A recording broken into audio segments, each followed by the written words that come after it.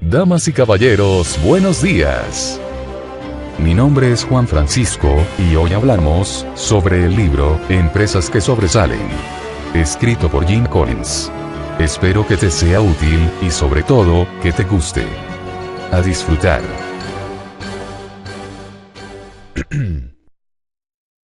Comencemos por una pequeña introducción. Lo bueno es enemigo de lo extraordinario. No tenemos colegios extraordinarios, principalmente porque tenemos buenos colegios. Muy poca gente consigue tener una vida magnífica, en gran parte porque es muy fácil conformarse con una vida medianamente buena. La inmensa mayoría de las empresas nunca llegan a ser extraordinarias, precisamente porque la inmensa mayoría consigue llegar a ser bastante buena. Y este es su mayor problema. Tras un amplio estudio, Collins y su equipo identificaron un grupo de empresas, Gillette, Philip Morris, y otras, que han pasado de tener buenos resultados a tener unos resultados extraordinarios, al conseguir una rentabilidad acumulada de las acciones 6,9 veces superior a la del mercado general, en los 15 años siguientes a sus puntos de transición. Compararon estas compañías con otro grupo de organizaciones seleccionadas, Bank of America, Scott Paper, etc., que no consiguieron dar el mismo salto. En el proceso, descubrieron unos 7 factores que consideraron esenciales para explicar la diferencia entre los dos grupos. Liderazgo de nivel 5. Primero quién, luego qué. Hacer frente a las adversidades, y no perder nunca la fe. El concepto principal y la intersección de sus círculos. 1. Cultura de disciplina. Aceleradores de la tecnología. El disco y la espiral de declive. La cuestión fundamental sobre la que trata el presente libro es la siguiente. ¿Puede una empresa convertirse en una organización extraordinaria y, si puede, cómo? El estudio de 5 años, realizado por el autor junto con su equipo, cubre el historial de 28 empresas. Después de valorar un gran número de datos y miles de páginas de entrevistas, descubrieron las claves determinantes de la excelencia o las respuestas a por qué algunas empresas sobresalen y otras no. Sus conclusiones arrojan luz sobre casi todas las áreas de la estrategia y la práctica de la gestión empresarial. Hablemos del primer factor. Liderazgo, de nivel 5.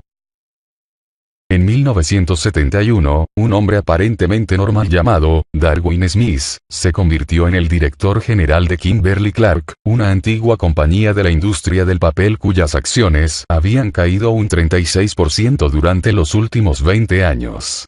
Durante su mandato, que iba a prolongarse mucho en el tiempo, Smith provocó una transformación asombrosa, convirtiendo a Kimberly-Clark en la empresa líder en el mercado del papel en todo el mundo.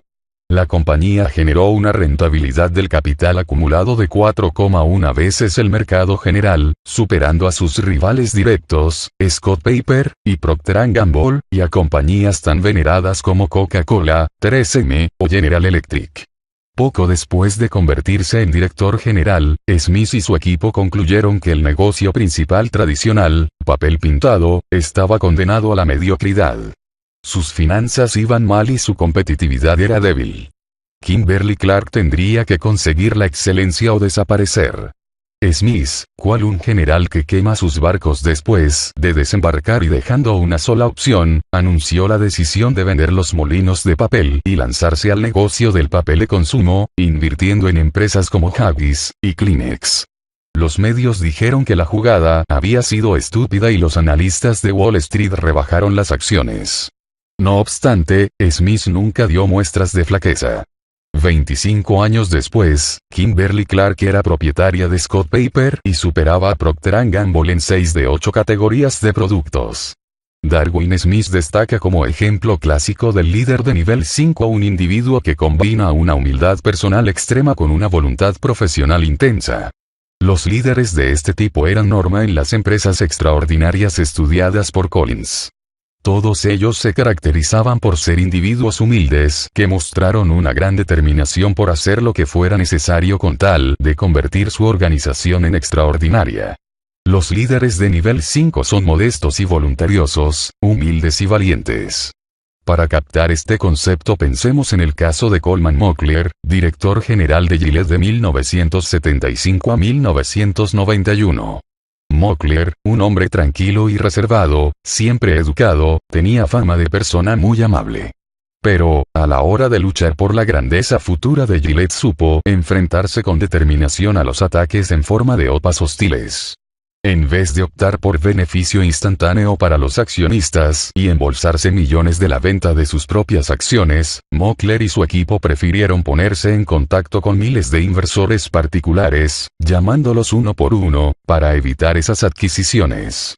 Otra cosa que hicieron fue invertir mucho en sistemas nuevos y tecnológicamente avanzados, más tarde conocidos como Sensor Image 3, con lo cual aseguraron el futuro de la compañía. En el momento de la batalla por el poder, Sensor prometía beneficios futuros significativos que no se veían reflejados en el precio de las acciones porque era un desarrollo secreto. No obstante, Mockler y su consejo directivo supusieron con acierto que el valor futuro de las acciones superaría con creces el precio actual ofrecido por los postores. La compañía, sus clientes y los accionistas habrían salido muy perjudicados si el director general de Gillette hubiera claudicado frente a las sopas, se hubiera embolsado sus millones y se hubiera retirado a vivir una vida de ocio. Mockler ejemplifica una característica fundamental de los líderes de nivel 5. La ambición primero, sobre todo para la compañía, y la preocupación por el éxito de esta en lugar de por el enriquecimiento propio y el renombre personal.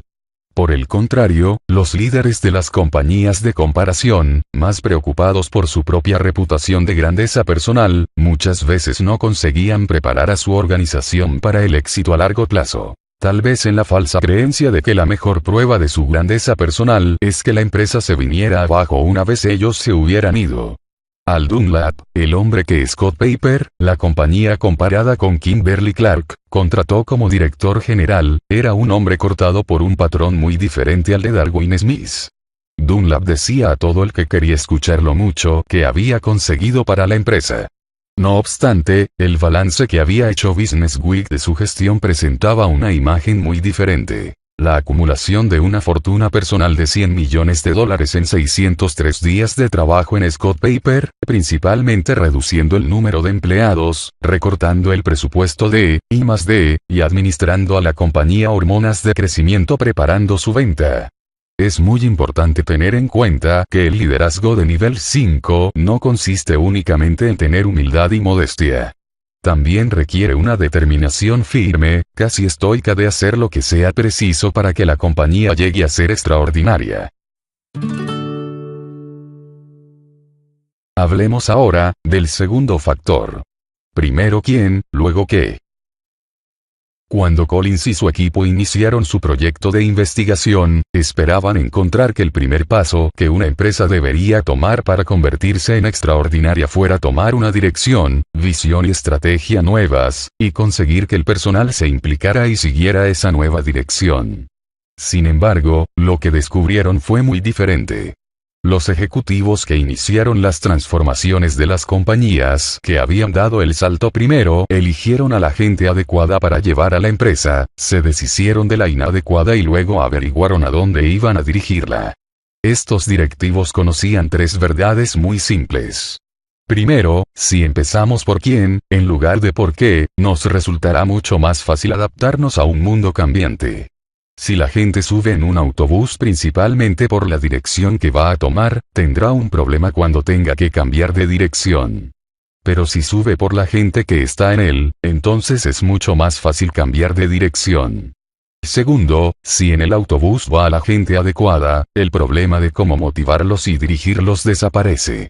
Las personas adecuadas no necesitan estar estrechamente controladas. Estarán automotivadas por su propio impulso para producir los mejores resultados y formar parte de la creación de algo extraordinario.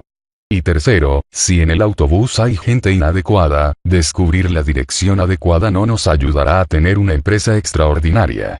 La visión sin la gente no sirve de nada. Consideremos el caso de Wells Fargo. El inicio de su trayectoria de 15 años de rentabilidad se remonta a principios de los años 70, cuando el entonces director general, Dick Cooley, empezó a reunir uno de los equipos directivos con más talento de la industria. Cooley estimó que el sector bancario acabaría experimentando un cambio notable, pero desconocía la forma que éste adoptaría. Por ello, en vez de pretender diseñar una estrategia para el cambio, él y el presidente se dedicaron a contratar a gente excelente en cuanto la encontraban, muchas veces sin tener en mente un trabajo específico para ellos. La teoría de Cooley resultó ser clarividente. Nadie podría predecir todos los cambios que se iban a producir a partir de la liberalización bancaria. Y cuando estos cambios llegaron, ningún banco los afrontó mejor que Wells Fargo. En ese momento, cuando el sector bancario cayó un 59% por detrás del mercado bursátil, Wells Fargo superó el mercado en 3 veces. El Bank of America adoptó un enfoque muy diferente. Mientras Dick Cooley contrató sistemáticamente a los mejores que pudo, esta entidad aplicó el modelo denominado generales débiles, lugartenientes fuertes. Si elegimos generales fuertes para posiciones clave, sus competidores abandonarán.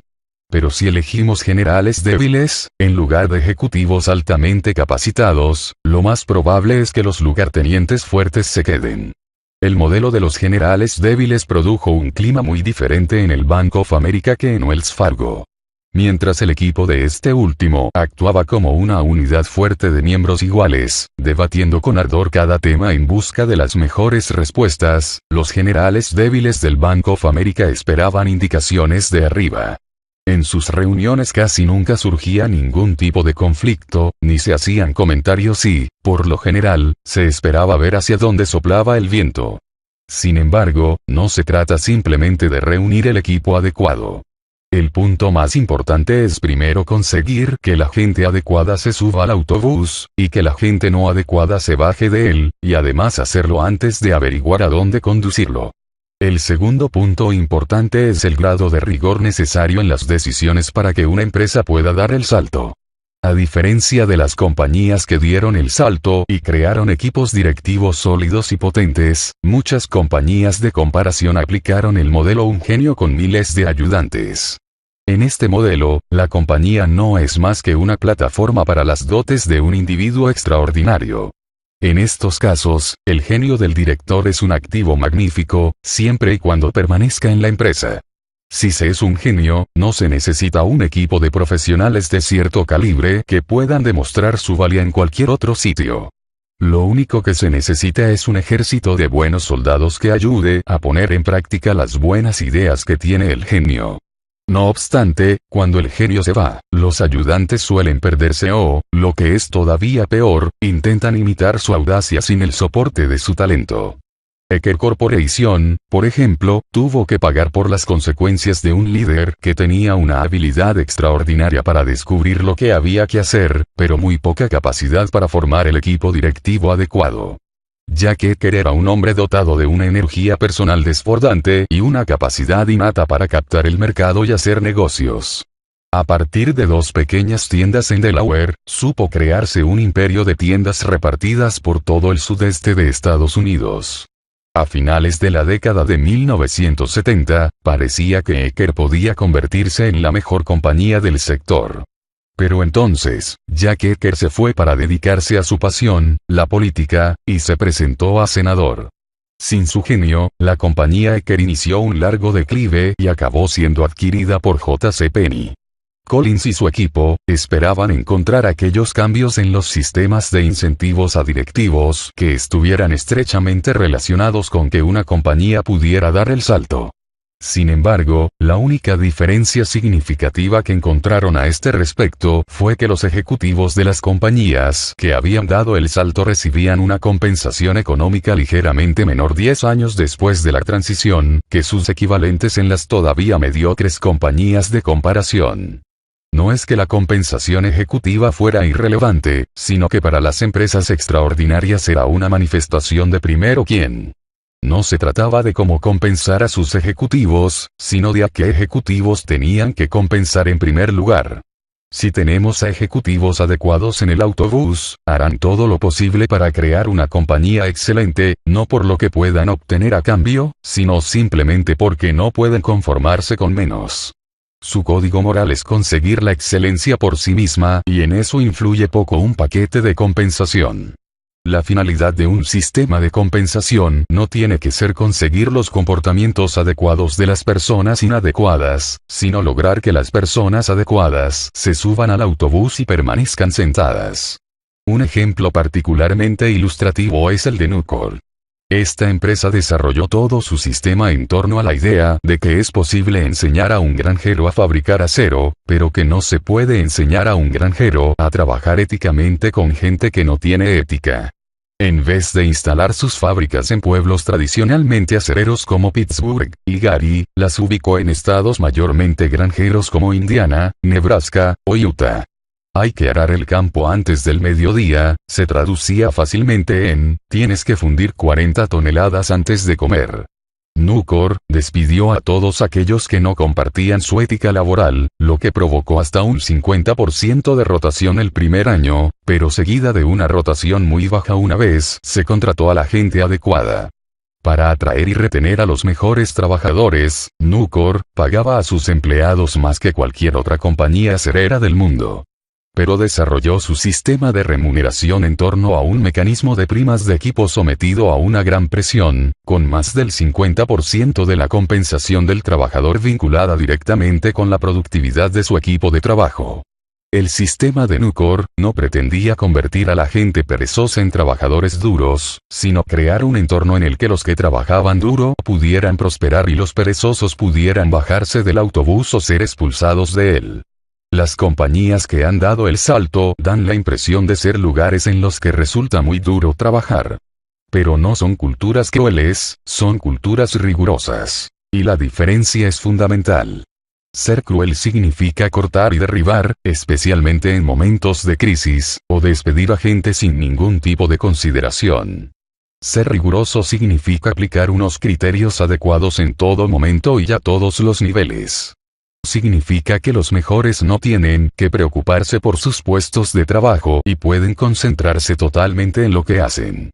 Collins y su equipo han extraído de la investigación 3 disciplinas prácticas sobre lo que significa ser riguroso y no cruel. Disciplina práctica M1. En caso de duda, no contratar, seguir buscando.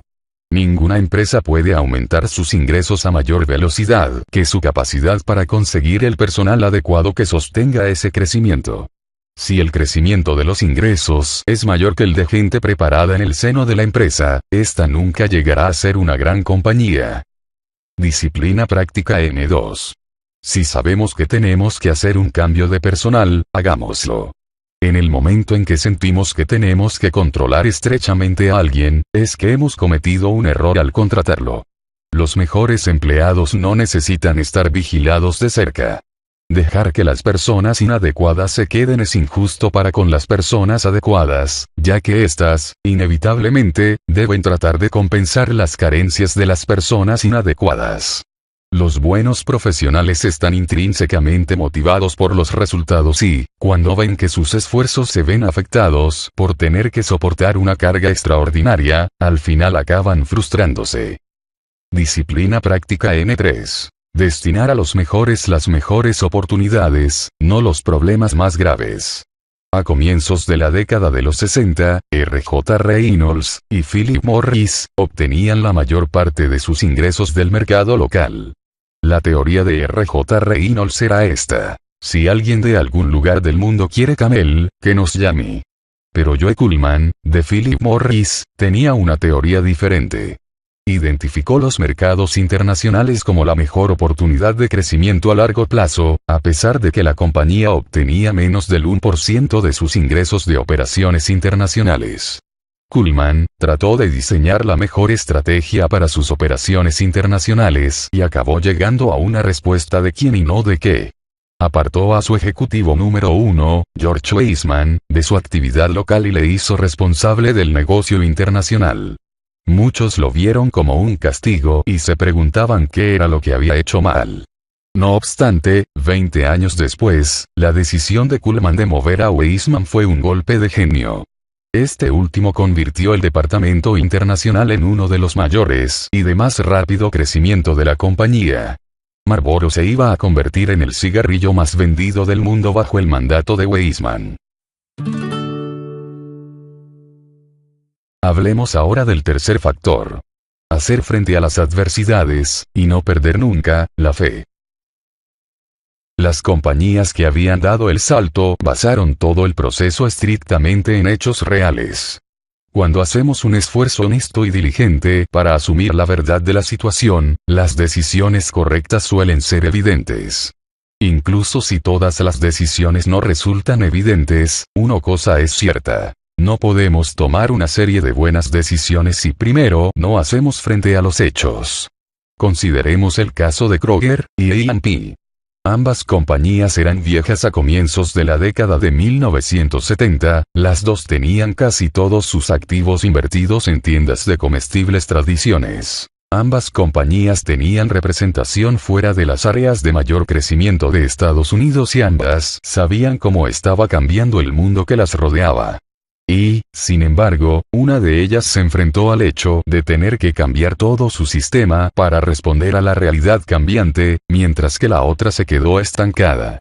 A principios de la década de 1950, A&P se constituyó como la mayor empresa de ventas al por menor del mundo y como una de las mayores corporaciones de Estados Unidos. Kroger, por el contrario, se constituyó como una cadena de tiendas de alimentación poco atractiva, con menos de la mitad del tamaño de A&P, y con una rentabilidad que a duras penas seguía el ritmo de la bolsa. Pero entonces, en la década de 1960, A&P empezó a titubear, mientras que Kroger sentaba las bases de su excelencia. En los 25 años posteriores a 1973, Kroger generó una rentabilidad acumulada 10 veces superior a la del mercado y 8 veces superior a la de A&P. ¿Cómo fue posible este cambio tan profundo? Durante la primera mitad del siglo XX, cuando las dos guerras mundiales y una regresión económica impusieron la frugalidad entre los norteamericanos, se vendían un montón de alimentos baratos en tiendas de alimentación. Pero en la segunda mitad del siglo XX, los norteamericanos cambiaron. Querían locales más bonitos, más grandes, más variedad de tiendas en las que poder elegir. Querían productos originales, como 5 tipos diferentes de coles muy caras y varias mezclas de proteína en polvo y hierbas curativas chinas. También querían poder hacer transacciones bancarias y ponerse las vacunas anuales contra la gripe mientras hacían sus compras. En definitiva, querían grandes superficies que ofrecían casi de todo bajo un mismo techo, con un gran espacio de aparcamiento, precios bajos, suelos limpios y un montón de cajas.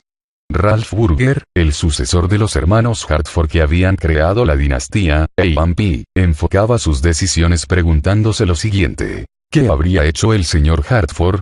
El modelo anticuado chocaba cada vez más contra la realidad cambiante y A&P empezó un proceso de pasar de una estrategia a otra, rotando a los directores generales e introduciendo recortes radicales de precios, sin darse cuenta de que lo que querían los consumidores no eran precios más bajos, sino tiendas diferentes.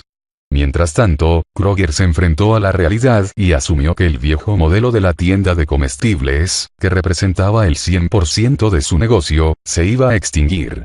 El futuro estaba en las grandes superficies que ofrecían productos variados. Había que ser número 1 o número 2 en cada mercado para no quedarse fuera. Los responsables de la empresa decidieron empezar de cero, cambiar o reemplazar todas las tiendas y eliminar toda representación que no encajara con la nueva realidad. A principios de la década de 1990, Kroger había reconstruido la totalidad de su sistema conforme al nuevo modelo y estaba en camino de convertirse en la primera cadena alimentaria de Estados Unidos. Mientras tanto en A&P, todavía más de la mitad de las tiendas conservaban el mismo aspecto que en los años 50 y la compañía se había convertido en un triste remanente de lo que había sido toda una institución norteamericana. Los estudios que se han realizado sobre las víctimas de guerra, accidentes o enfermedades descubrieron que, por lo general, se les podría agrupar en 3 categorías. los que estaban permanentemente desalentados por lo acaecido, los que lograron que su vida volviera a la normalidad y los que utilizaban la experiencia como un elemento que los hizo más fuertes. Las compañías como Kroger, que habían dado el salto, se sitúan en este tercer grupo, el del elemento fortalecedor. Hablemos ahora del cuarto factor. El concepto principal. La simplicidad de los tres círculos. En su famoso ensayo, El erizo y el zorro, Isaiah Berlin, dividió el mundo en erizos y zorros, basándose en la antigua parábola griega. El zorro sabe muchas cosas, pero el erizo sabe una cosa muy importante. Los zorros persiguen varias metas al mismo tiempo y ven el mundo en toda su complejidad. Los erizos, sin embargo, simplifican un mundo complejo en una idea organizadora muy simple que unifica y guía todo. Las personas que habían creado compañías que habían dado el salto eran, en una medida u otra, erizos. Habían utilizado su naturaleza de erizos para dirigirse hacia un concepto principal o vertebrador para sus compañías. Aquellos que lideraban compañías de comparación tendían a comportarse como zorros, y no conseguían nunca la ventaja de tener un concepto claro, al mostrarse dispersos, difusos e inestables. Consideremos el caso de Walgreens, frente a Ecker. Walgreens generó unos beneficios desde finales de 1975 hasta el año 2000, que superaron el mercado en más de 15 veces, pasando por delante de compañías como General Motors, Coca-Cola, o Intel. El concepto de Walgreens era muy sencillo. Ofrecer al cliente unas tiendas mejores, de mayor conveniencia, que rendían un elevado beneficio por visita. Con esta estrategia revolucionaria, Walgreens logró superar a todas las compañías antes mencionadas. Como buen erizo, Walgreens partió de este concepto simple y lo implementó con la máxima diligencia. Se embarcó en un programa sistemático para reemplazar todas las ubicaciones inconvenientes por otras más convenientes, preferiblemente locales que hicieran esquina para que los clientes pudieran entrar y salir fácilmente desde varias direcciones. La compañía era también pionera en la apertura de farmacias en las que se podía comprar sin bajarse del coche.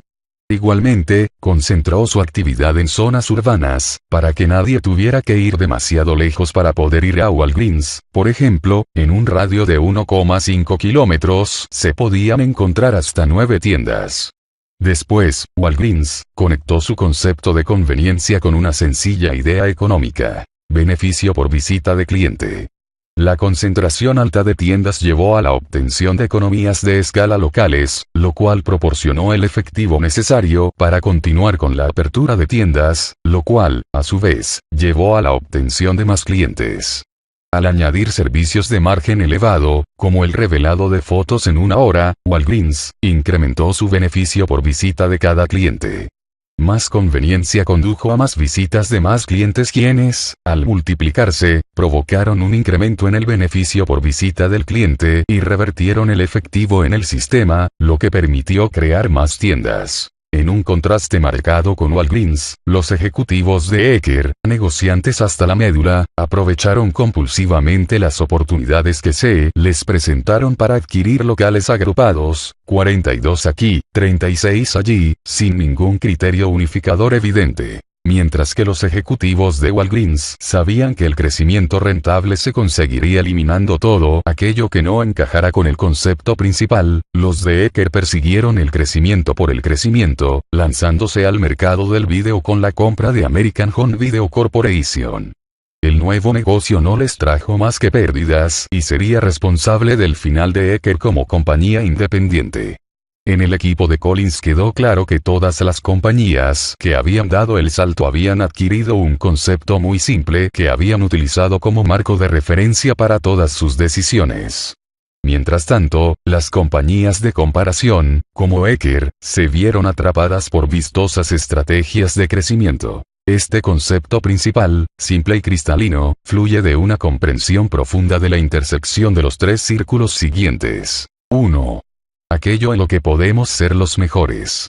Solo porque poseemos unas capacidades esenciales no significa necesariamente que podamos ser los mejores del mundo ejerciéndolas. 2. Lo que mueve nuestro motor económico. Todas las compañías que habían dado el salto habían averiguado la manera de ganar dinero y obtener unos beneficios importantes y sostenidos de la manera más efectiva posible. 3. ¿Qué es lo que más nos apasiona? La idea no era estimular a la pasión, sino descubrir lo que hace que nos apasionemos. No se trata de proponernos ser los mejores, buscar una estrategia para ser los mejores o trazar un plan para ser los mejores. Simplemente, es saber en qué podemos ser los mejores.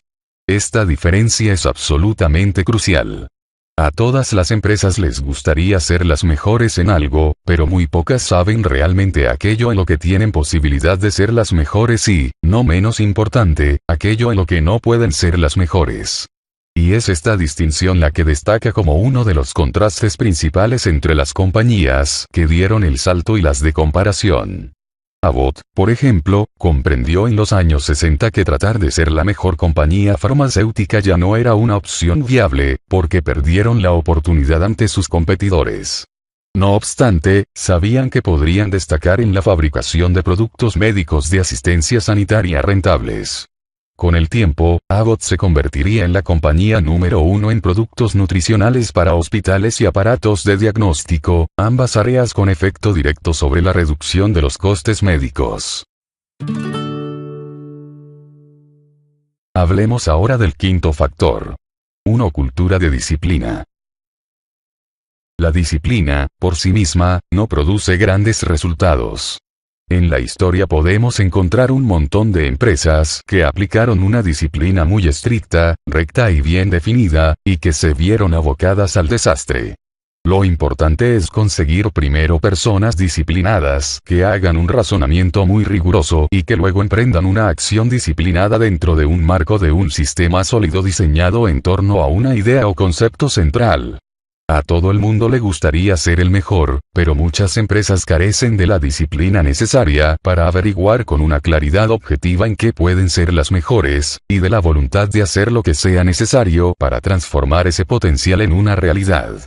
Carecen de la disciplina necesaria para preparar su propia receta. Consideremos Wells Fargo en comparación con el Bank of America. Carl Reichardt, su director general, nunca dudó de que la compañía pudiera emerger de la liberalización bancaria como una organización más fuerte, no más débil. Vio que la clave para llegar a ser una gran compañía no residía en diseñar nuevas estrategias brillantes, sino en proponerse erradicar 100 años de mentalidad del sistema bancario.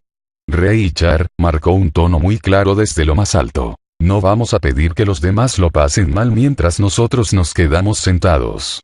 Inició la política de austeridad congelando los salarios de ejecutivos durante 2 años, cerró el comedor directivo y lo sustituyó por una cafetería que daba servicio a todos los empleados. Devolvía los presupuestos que le parecían desorbitados advirtiendo, ¿te gastarías así tu propio dinero? A diferencia de Wells Fargo, los ejecutivos del Bank of America no tenían la disciplina necesaria para preparar su propia receta. Preservaron su glamuroso reinado ejecutivo en la imponente torre del centro de San Francisco donde todo rebosaba lujo. Después de perder 1.800 millones en 3 años a mediados de la década de 1980, el Bank of America acabó realizando los cambios necesarios para responder a la liberalización. Pero incluso en sus días más oscuros, el Bank of America no podía deshacerse de todo aquello que protegía a sus ejecutivos del mundo real. Hablemos ahora del sexto factor. Aceleradores de la tecnología.